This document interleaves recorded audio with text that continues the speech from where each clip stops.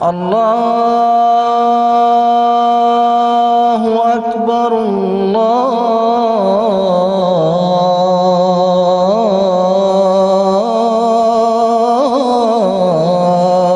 اکبر۔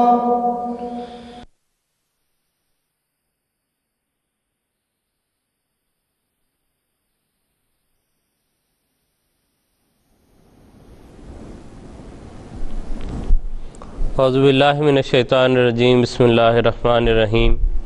ناظرین کرام، السلام علیکم ورحمۃ اللہ وبرکاتہ۔ عائلی زندگی اور اس سے متعلقہ موضوعات پر ہم بات کر رہے ہیں۔ نکاح، شادی، ولیمہ،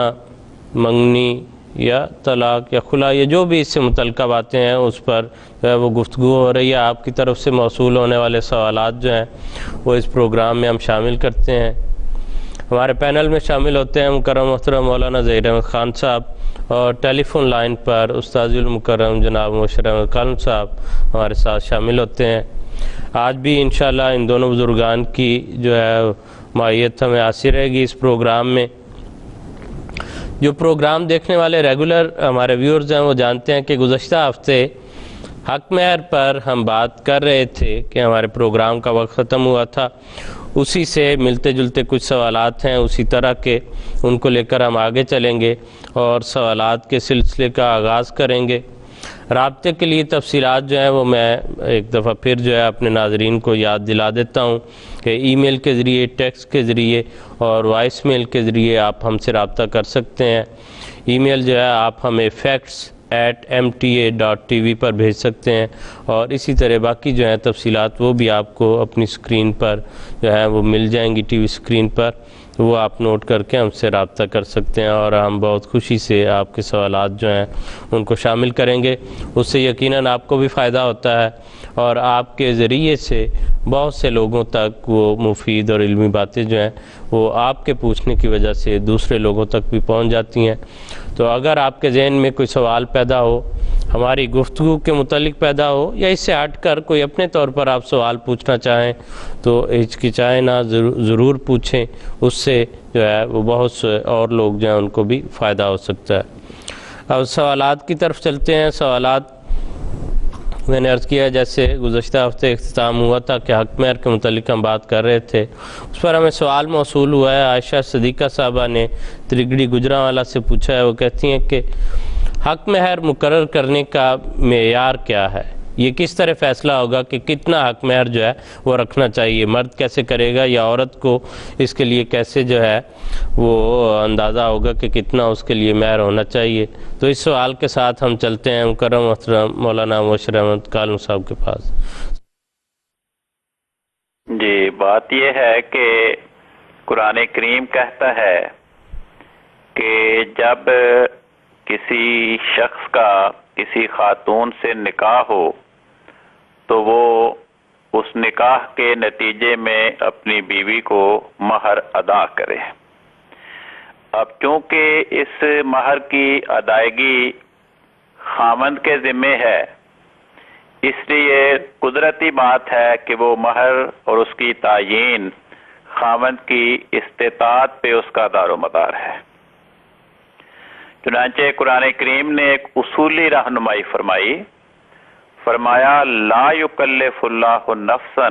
الا وسعها۔ اللہ تعالیٰ کسی انسان پر اس کی طاقت سے بڑھ کر کوئی بوجھ نہیں ڈالتا۔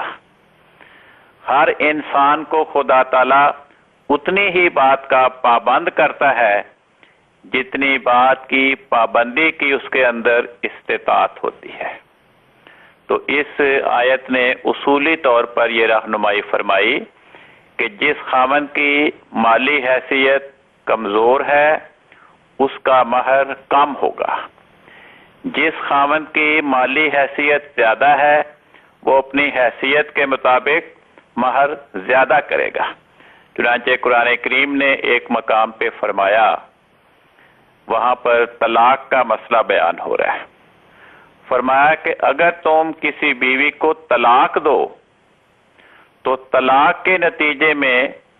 وَآتَیْتُمْ إِحْدَاهُنَّ قِنْطَارًا فَلَا تَأْخُذُوا مِنْهُ شَيْئًا، اگر تم نے اپنی کسی بیوی کو ڈھیروں ڈھیر مال دے دیا ہو تو پھر بھی اس میں سے کوئی چیز واپس نہ لو۔ اب اس میں بتایا کہ اگر کوئی خاوند مالدار ہے اور اس نے اپنا مہر ڈھیروں کی صورت میں مقرر کیا ہے جو اس کی استطاعت کے اندر ہے تو وہ اس مہر کو خدا نخواستہ ناچاکی کی صورت میں واپس نہیں لے سکتے۔ دراصل بات یہ ہے کہ مہر مقرر کرنے کی حکمت یہ ہے کہ خاوند کی طرف سے اس کی بیوی کو اتنی مالیت کا تحفہ دیا جائے کہ اگر وہ چاہے تو اس مال سے کوئی کاروبار کر لے، اس مال سے کوئی جائیداد خرید لے، اس مال کو راہ خدا میں قربان کر دے، اس مال سے اپنی کوئی ضرورت پوری کر لے، اس مال کو اپنے والدین یا رشتہ داروں کی امداد پہ خرچ کر دے تو اس کے نتیجے میں اس کو 2 گنا ثواب ہوگا۔ ایک خدا کی راہ میں مال کی قربانی کا، صدقہ و خیرات کا، اور دوسرے اپنے رشتہ داروں کے ساتھ حسن سلوک کا۔ اگر غیر رشتہ دار کی مالی خدمت کی جائے تو اس کا صرف ثواب ہوتا ہے خدا کی راہ میں مال کی قربانی کا۔ اگر کسی رشتہ دار کی مالی امداد کی جائے تو رسول پاک صلی اللہ علیہ وسلم فرماتے ہیں کہ اس کا 2 ثواب ہوگا۔ ایک راہ خدا میں صدقہ و خیرات کرنے کا، مالی قربانی کا، اور دوسرے رشتہ داروں کے ساتھ حسن سلوک کا۔ تو اس حکمت کے پیش نظر مہر کی مقدار نہ تو اتنی قلیل ہونی چاہیے کہ وہ ان حکمتوں کو پورا ہی نہ کر سکے، اور نہ اتنی زیادہ ہونی چاہیے کہ وہ خاوند کی استطاعت سے بڑھ کر ہو۔ چنانچہ حضرت خلیفۃ المسیح ثانی رضی اللہ عنہ فرماتے ہیں کہ جب کوئی مجھ سے مشورہ لے تو میں کیا کرتا ہوں؟ حضور فرماتے ہیں میں نے مہر کی تعیین 6 ماہ سے 1 سال کی آمدنی کی ہے۔ فرمایا میں نے مہر کی تعیین 6 ماہ سے 1 سال کی آمدنی کی ہے، یعنی مجھ سے کوئی مہر کے متعلق مشورہ کرے تو میں یہ مشورہ دیا کرتا ہوں کہ اپنی 6 ماہ کی آمد سے 1 سال کی آمد بطور مہر مقرر کر دو۔ اور یہ مشورہ میرا اس امر پر مبنی ہے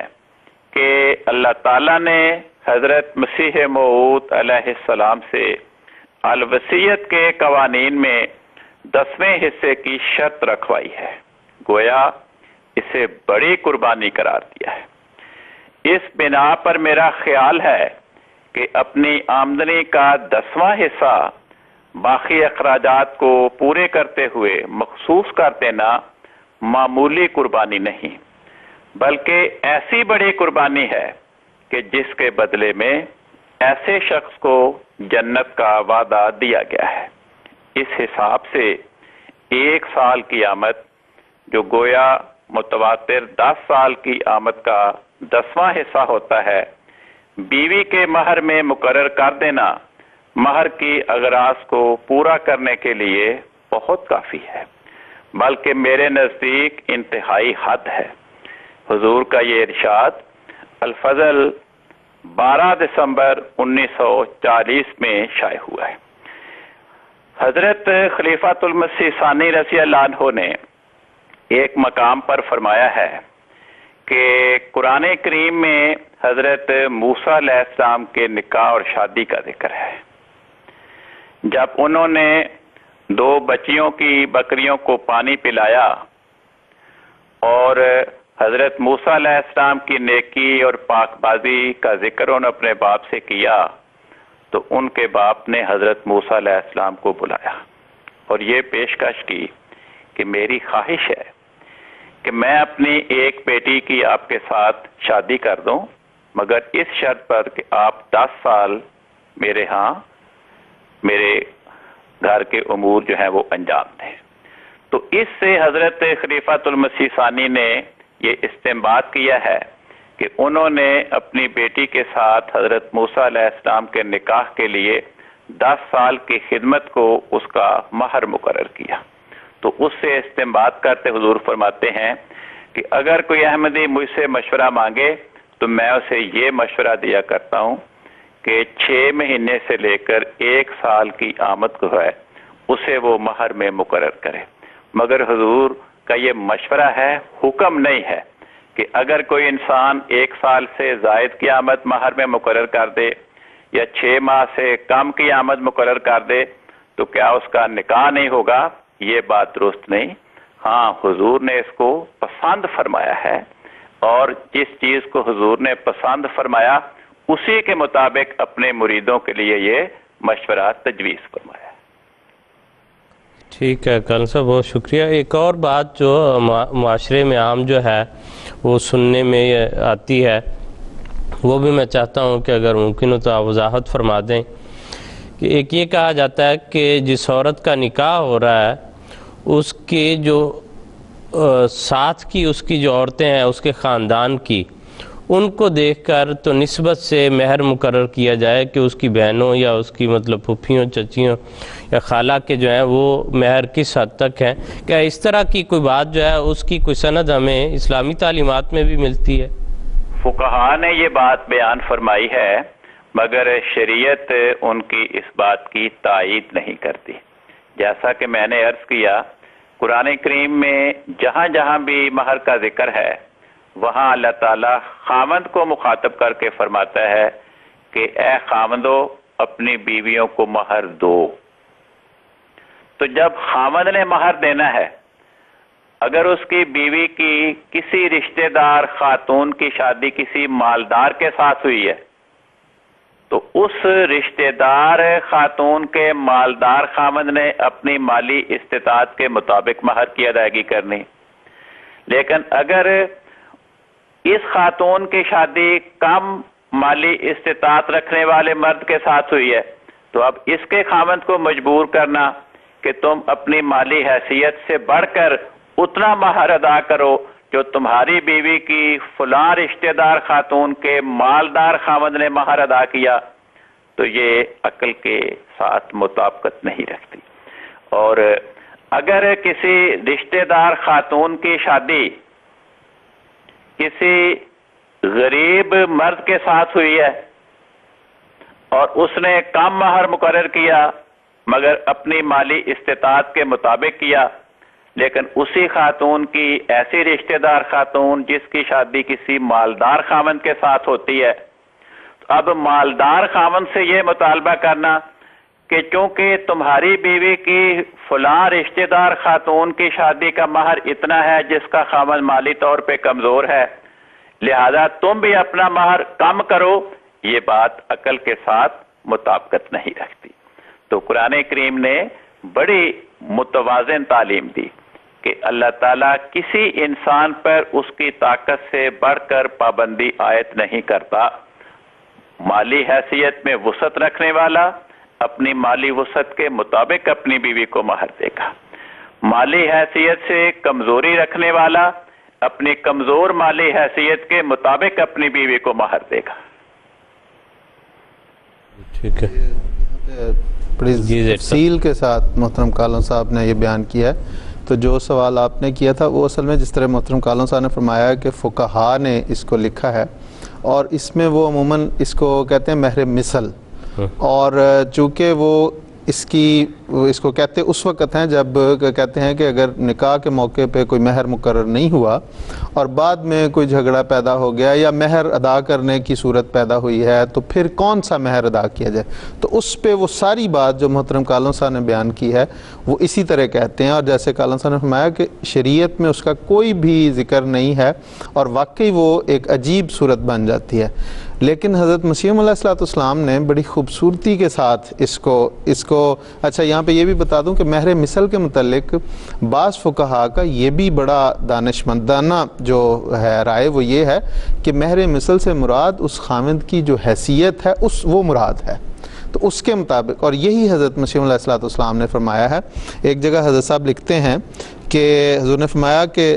مہر کیسے ہونا چاہیے، حضور نے فرمایا ترازی فریقین سے ہو، ترازی فریقین سے جو ہو اس پر کوئی حرف نہیں آتا، اور شرعی مہر سے یہ مراد نہیں کہ نصوص یا احادیث میں کوئی اس کی حد مقرر کی گئی ہے، بلکہ اس سے مراد اس وقت کے لوگوں کے مروجہ مہر سے ہوا کرتی ہے۔ ہمارے ملک میں یہ خرابی ہے کہ نیت اور ہوتی ہے اور محض نمود کے لیے لاکھ لاکھ روپے کا مہر ہوتا ہے، صرف ڈراوے کے لیے یہ لکھا جایا کرتا ہے کہ مرد قابو میں رہے، اور اس سے پھر دوسرے نتائج خراب نکل سکتے ہیں۔ نہ عورت والوں کی نیت لینے کی ہوتی ہے نہ خامد کی دینے کی۔ ایک تو یہ تربیتی پہلو فرمایا۔ دوسرا حضور جو میں نے کہا نا کہ جہاں پہ تنازع آ جائے تو حضور نے فرمایا میرا مذہب یہ ہے کہ جب ایسی صورت میں تنازع آ پڑے تو جب تک اس کی نیت یہ ثابت نہ ہو کہ ہاں رضا و رغبت سے وہ اسی قدر مہر پر آمادہ تھا جس قدر کے مقرر شدہ ہے، تب تک مقرر شدہ نہ دلایا جاوے، اور اس کی حیثیت اور رواج وغیرہ کو مد نظر رکھ کر پھر فیصلہ کیا جاوے، کیونکہ بد نیتی کی اتباع نہ شریعت کرتی ہے نہ قانون۔ تو اس میں وہی پہلو جس طرح محترم کالوں صاحب نے فرمایا، اور فقہا کے بھی ایک جو گروہ ہے وہ اس سے کہ خاوند کی جو مالی حیثیت ہے اسی کے مطابق وہ مہر مقرر ہونا چاہیے، اور وہی مہر مثل کہلائے گا، ورنہ یہ کہنا کہ اس عورت سے کہ دوسری جو رشتہ دار عورتیں ہیں ان کے مہر کو دیکھا جائے تو بڑی خوبصورتی کے ساتھ محترم کالوں صاحب نے فرمایا کہ وہ تو کوئی غریب بھی ہو سکتی ہے، کسی کا خاوند غریب ہو سکتا ہے، کسی کا بہت امیر ہو سکتا ہے، تو اس سے تو کوئی وہ توازن پیدا ہی نہیں ہو سکتا۔ جی ٹھیک ہے، کل سا مہر کی بات چل رہی ہے تو میں چاہتا ہوں یہاں اگر وہ بھی پوچھ لیا جائے جو کہا جاتا ہے کہ شرعی حق مہر، اور جس کو مثلا ہمارے ملک میں عام طور پر اس کی وہ انہوں نے ایک مقدار 32 روپے جو ہے مقرر کی ہوئی ہے، اس کی کیا حقیقت ہے؟ یہ شرعی حق مہر اور 32 روپے کہاں سے آئے ہیں؟ یہ کسی زمانے میں لوگوں نے مقرر کی، تجویز کی، اس زمانے میں 32 روپے بڑی معقول رقم تھی۔ آج تو 32 روپے میں ایک پاؤں کی چپل بھی معمولی سی نہیں آتی پاکستان میں۔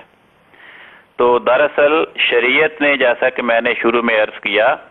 حق مہر کی تعیین نہیں کی، وہ خاوند کے ذمہ لگایا ہے،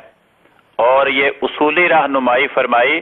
کہ خاوند اپنی استطاعت اور توفیق کے مطابق دے گا، توفیق سے بڑھ کر نہیں دے گا۔ تو اس لیے یہ کہنا کہ جی 400 درہم ہو، 200 درہم ہو یا 32 روپے ہو، یہ محض اندازے ہیں کہ جی فلاں صحابی نے اتنا دیا تھا، یا رسول پاک صلی اللہ علیہ وسلم نے فلاں موقع پہ اپنی فلاں بیوی کو اتنا دیا تھا۔ بھئی اگر ہمارے حالات رسول پاک صلی اللہ علیہ وسلم یا اس صحابی کے حالات کے مطابق ہوں تو پھر ہمیں وہ دینا چاہیے، لیکن اگر ہمارے حالات وہ نہ ہوں، ان حالات سے کم ہوں، یا ان حالات سے ہماری مالی توفیق زیادہ ہو، تو پھر ہم نے یعنی ہر خاوند نے اپنی مالی توفیق کی کمی یا بیشی کے مطابق مہر کم و بیش مقرر کرنا ہے۔ جزاکم اللہ حسن جزا۔ زیر صاحب یہ سوال ہمیں ایک موصول ہوا تھا ٹیکسٹ میسیج کے ذریعے یہاں یو کے سے ہی، کہ یہاں کے جو رسم و رواج ہیں جیسے یا قوانین ہیں کہنا چاہیے، اس کے متعلق انہوں نے پوچھا نکاح کے لیے رجسٹریشن کیوں ضروری ہے؟ اس لیے ضروری ہے کہ بعض ملکوں میں یہ قانونی تقاضا ہے، اور اس کے بغیر وہ میاں بیوی جو شادی کے بندھن میں بندھ رہے ہوتے ہیں، اگر وہ بے شک اپنے مذہب کے مطابق نکاح کر لیں یا اپنے مذہب کے مطابق جو بھی ایجاب و قبول ہے جس طرح بھی وہ کر لیں، تو وہ اس مذہباً یا اس شریعت کے مطابق تو میاں بیوی متصور ہو جائیں گے، لیکن اس قانون میں خاص طور پہ یو کے یا اور جہاں پہ بھی یہ رجسٹریشن کی یورپ کے ممالک ہیں اور دوسرے ممالک جہاں پہ رجسٹریشن ضروری ہے، ان کے قانون کے لحاظ سے وہ میاں بیوی متصور نہیں ہوں گے، وہ ایک دوسرے کے حقوق نہیں رکھیں گے، ایک دوسرے کے وارث نہیں ہو سکیں، اس قسم کے وہ قانونی پھر پیچیدگیاں سامنے آتی ہیں، اس لیے وہ ضروری ہے۔ اور جس طرح میں نے عرض کیا کہ قرآن کہ یہ قانونی تقاضا ہے، اور اللہ تعالیٰ نے ہمیں یہ حکم دیا ہے کہ جہاں پہ اللہ تعالیٰ نے یہ فرمایا کہ اللہ تعالیٰ کی اطاعت کرو، اس کے اس رسول کی اطاعت کرو، تو اس کے ساتھ اولو الامر کی اطاعت کا بھی حکم دیا، اور اس سے مراد دراصل وہ قوانین ہیں، وہ حکومت ہے کہ جو ہماری شریعت میں تو دخل نہیں دیتی، لیکن اپنے ملک کو، اپنے معاشرے کو چلانے کے لیے، اپنے ملک کے انتظام و انصرام کو چلانے کے لیے جو اس نے قانون بنائے ہیں اس کی بھی اطاعت کرنی، اس کی بھی فرما برداری کرنی ہماری ذمہ داری بن جاتی ہے۔ اور یہی وجہ ہے کہ جماعت میں اللہ تعالیٰ کے فضل سے نکاح سے پہلے ان ملکوں میں جہاں پہ رجسٹریشن ضروری ہے، ان ملکوں میں پہلے رجسٹریشن ہوتی ہے اور رجسٹریشن کے بعد پھر وہ نکاح پڑھا جاتا ہے، تاکہ ہم تو اللہ تعالیٰ کے فضل جس ملک میں بھی رہتے ہیں، جماعت احمدیہ کا یہ ایک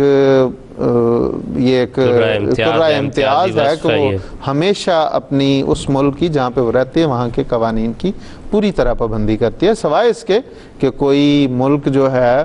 وہ اس مذہبی یا اس کے قوانین جو ہیں وہ اس ہمارے مذہب کو جو ہے وہ مجروح نہ کرتے ہوں۔ بالکل، کیونکہ وہاں پر ان کا مقابلہ پھر خدائی قانون سے ہے، ہاں جی، اس لیے وہاں پھر خدائی قانون جو ہے اس کو مقدم رکھتے ہوئے وہاں جو ہے اس کو ترجیح دیں گے، اور ادروائز اگر جو ہے وہ کوئی ایسا ملکی قانون جو ہے جس شریعت سے یا اسلام سے متصادم نہیں، قطعاً اس سے باہر نہیں جاتے اور نہ ہی ضرورت ہے جانے کی۔ اور یہ جو رجسٹریشن ہے یہ تو کوئی بھی نہیں، یہ بھی تو دراصل ہمیں قانونی تحفظ فراہم کرتا ہے اور اس لیے وہ ضروری ہے۔ اور اسی طرح سپریشن میں بھی ہے، اگر بدل نخواستہ کسی جوڑے کی علیحدگی ہو جاتی ہے، وہ خلا کی صورت میں ہو یا طلاق کی صورت میں ہو، تو اس کے لیے پھر ان ممالک میں سپریشن کروانی بھی ضروری ہے۔ جب تک وہ نہ ہو اس وقت تک اگلی رجسٹریشن نہیں ہو سکتی، تو یہ سارے قانون ہیں، ان کی پابندی کرنی ضروری ہے۔ ہاں جی، اور یہ ایسا نہیں کہ ہم کوئی احسان کر رہے ہیں ان پر، یہ کر کے وہ اپنے مفادات ہیں انسان کے جس کو آپ محفوظ بنا رہے ہیں، پروٹیکٹ کر رہے ہیں، کہ ملکی قانون کے مطابق جو سول لا ہے، لینڈ آف دی لا ہے، جو یا لا آف دی لینڈ ہے، جو لا آف دی لینڈ جو ہے اس کو آپ نے فالو کرنا ہے، اس کی پیروی کرنی ہے، تاکہ آپ کے وہ جو حقوق ایک معاشرتی حقوق جو اس معاشرے میں رہنے والے انسان کو حاصل ہیں وہ آپ کو بھی حاصل ہیں۔ اس کے نتیجے میں یہ جو جیسے آپ نے فرمایا، اس رجسٹریشن کے نتیجے میں وہ پھر ہمارے حقوق کی تحفظ بھی کرتی ہے حکومت۔ کئی قسم کے حقوق جو ہیں جو حکومت کی طرف سے مل رہے ہوتے ہیں وہ پھر ملتے ہیں دونوں میاں بیوی کو۔ جی بالکل ٹھیک ہے، اگلے سوال کی طرف چلتے ہیں ناظرین کرام۔ یہ ہمیں سلمان احمد قمر صاحب نے جرمنی سے پوچھا ہے۔ کان صاحب آپ کی خدمت میں یہ سوال پیش کرنا چاہتا ہوں۔ سلمان صاحب کہتے ہیں کہ اگر کوئی آدمی بہت غریب ہے اور حق مہر کے لیے اس کے پاس کچھ نہیں ہے تو اس کی شادی یا نکاح کے بارے میں کیا حکم ہے؟ بات یہ ہے کہ ایک حدیث میں لکھا ہے کہ ایک خاتون رسول پاک صلی اللہ علیہ وسلم کے پاس حاضر ہوئی اور اس نے کہا کہ یا رسول اللہ، میں اپنا وجود آپ کی خدمت میں آپ کے ساتھ شادی کے لیے پیش کرتی ہوں، یعنی آپ میرے ساتھ شادی کر لیں۔ تو بعض روایات میں ہے کہ آپ نے فرمایا کہ مجھے تو اب کسی مزید شادی کی ضرورت نہیں۔ بعض روایات میں ہے کہ آپ خاموش رہے۔ آپ کی خاموشی دیکھ کر ایک صحابی نے عرض کی، یا رسول اللہ، اگر آپ کو اس خاتون سے شادی کی ضرورت نہیں تو آپ اس کی میرے ساتھ شادی کروا دیں۔ اس پر آپ نے اس صحابی سے دریافت فرمایا کہ کیا مہر کے طور پر اسے کچھ دینے کے لیے تیرے پاس کچھ ہے؟ اس نے کہا کہ میرے پاس تو کچھ نہیں، میرا ایک تہہ بندی ہے۔ آپ نے فرمایا اگر صرف تیرے پاس ایک ہی تہہ بند ہے اور وہ تو نے اس کو دے دیا تو تو خود کیا پہنے گا، اس لیے کوئی اور چیز تلاش کر۔ اس نے کہا کہ مجھے تو کوئی چیز نہیں ملتی۔ آپ نے فرمایا کچھ تو تلاش کر، خاتو لوہے کی انگوٹھی ہی تلاش کر سکے اپنی توفیق کے مطابق۔ تو راوی بیان کرتے ہیں کہ اس کے پاس لوہے کی انگوٹھی بھی نہیں تھی، وہ لوہے کی انگوٹھی کا انتظام بھی نہیں کر سکا مہر کے لیے۔ اس پر آپ نے اس سے دریافت فرمایا کہ کیا تجھے قرآن کریم کا کچھ حصہ یاد ہے؟ اس نے عرض کی، یا رسول اللہ، مجھے فلاں فلاں صورتیں یاد ہیں۔ جو صورتیں اسے یاد تھی اس نے ان کے نام لیے۔ اس پر رسول پاک صلی اللہ علیہ وسلم نے فرمایا کہ قرآن کریم کی جو صورتیں اور جو حصے تجھے یاد ہیں، میں انہی کو مہر مقرر کر کے تیری اس کے ساتھ شادی کر دیتا ہوں، یعنی تو اسے وہ صورتیں سکھا دے جو تجھے علم آتا ہے، وہ اس کو بھی سکھا دے۔ تو اس حدیث سے پتہ چلتا ہے کہ رسول پاک صلی اللہ علیہ وسلم نے اس خاتون کے لیے جس نے اپنا وجود آپ کے سپرد کر دیا تھا اور آپ کو اپنا سرپرست اور ولی بنا دیا، آپ نے اس کے لیے تعلیم سکھانا اسے ہی ماہر قرار دیا۔ جیسے جنگ بدر کے بارے میں آتا ہے کہ جب کفار کے 70 کے قریب قیدی گرفتار کیے گئے تو آپ نے فرمایا کہ جن قیدیوں کا ان کے ورثاء فدیہ ادا کر دیں ان کو ہم آزاد کر دیں گے، اور جن قیدیوں کے ورثاء لواحقین ان کو کوئی فدیہ ادا نہ کریں اور انہیں پڑھنا لکھنا آتا ہو تو وہ ہمارے اتنے صحابہ کو ایک ایک پڑھا لکھا قیدی جنگ بدر کا وہ پڑھنا لکھنا سکھا دے،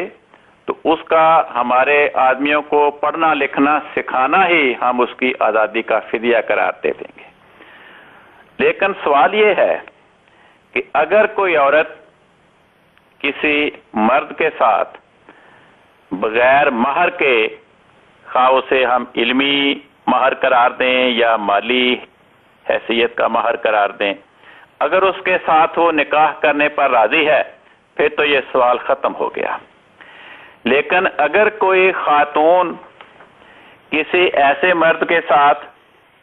جس کو مالی توفیق نہیں ہے بغیر مہر کے اس کے ساتھ نکاح کرنے کے لیے تیار ہی نہیں، تو وہ مرد زبردستی تو کسی خاتون کے ساتھ شادی نہیں کر سکتا۔ نکاح اور شادی کا تو مطلب ہے کہ مرد اور عورت جن کی آپس میں شادی ہو وہ شادی پہ رضامند ہو۔ تو اگر کسی ایسے مرد کے ساتھ کوئی عورت شادی کرنے کے لیے تیار ہی نہیں، خواہ مہر کا سبب ہو یا کوئی اور سبب ہو، تو ایسے افراد کے لیے قرآن کریم نے ایک اور نصیحت فرمائی۔ فرمایا، سورۃ نور کی آیت ہے، فرمایا وَلْيَسْتَعْفِفِ الَّذِينَ لَا يَجِدُونَ نِكَاحًا، کہ جو لوگ نکاح کرنے کی توفیق نہیں رکھتے، ان کی آمد قلیل ہے یا ان کے پاس مہر کے لیے اتنا سرمایہ میسر نہیں ہے، تو فرمایا وہ اپنے آپ کو کہیں بدکاری میں مبتلا نہ کر لیں، وہ عفت اور پاک دامنی کی زندگی اختیار کریں، صبر سے کام لیں، حتیٰ یغنیہم اللہ من فضلہ۔ اگر وہ پاک دامنی کے ساتھ صبر کے ساتھ اپنی زندگی گزاریں گے تو اس صبر اور پاک دامنی کا اللہ تعالیٰ انہیں انعام دے گا اور ان کو اپنے فضل سے غنی بنا دے گا۔ تو جب اللہ تعالیٰ ان کو غنی بنا دے گا تو پھر ان کے رشتے کی پیشکش کو کوئی خاتون نہیں ٹھکرائے گی۔ چنانچہ حدیث میں بھی لکھا ہے کہ حضرت رسول پاک صلی اللہ علیہ وسلم نے فرمایا کہ اے نوجوانوں، تم میں سے جو صحت بدنی رکھتے ہوں تو وہ شادی کریں، کیونکہ شادی کرنے کے نتیجے میں انسان کے اندر غض بصر کی عادت اور پاک دامنی پیدا ہوتی ہے۔ فرمایا جس انسان کو شادی کی توفیق نہ ہو تو فعلیہ بالصوم، وہ اپنے آپ کو بدکاری میں اور شہوات کے تنور میں گرانے کی بجائے روزے رکھے، عبادات اور دعاؤں کی طرف توجہ کرے۔ فرمایا فإنہ لہو وجاؤن، اس کے نتیجے میں اس کو پاک دامنی اور صبر نصیب ہوگا۔ تو اس صبر کو خدا تعالیٰ اس کی دعاؤں کو قبول کر کے اللہ تعالیٰ اس کے مالی حالات میں وسعت پیدا کر دے گا، جس کے نتیجے میں پھر اس کا رشتہ ازدواج قائم ہو جائے گا۔ جزاکم اللہ خیر صاحب، بہت شکریہ، جزاکم اللہ احسن الجزا۔ اور اس کے ساتھ ہی ناظرین کرام، ہمارے پروگرام کا وقت ختم ہو چکا ہے، اگلے ہفتے پھر ملیں گے انشاءاللہ۔ السلام علیکم ورحمۃ اللہ وبرکاتہ۔